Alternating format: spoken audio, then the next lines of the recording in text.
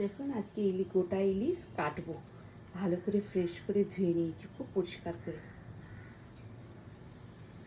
এটা ডায়মন্ড হারবারের ইলিশ। দেখি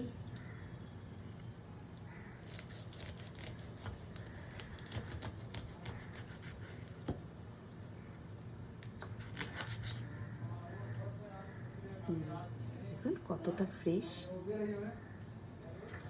পিঠটা বের করতে হবে এবারে।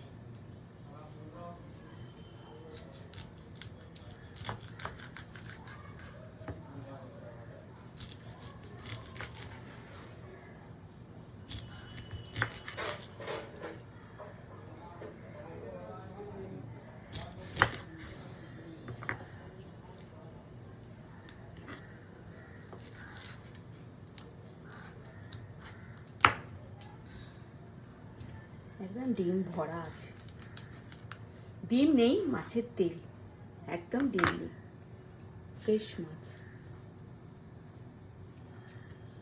একদম ফ্রেশ মাছ।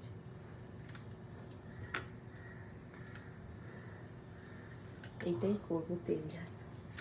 দেখি এর ভেতরে পিত আছে, এটা বের করতে হবে। এই যে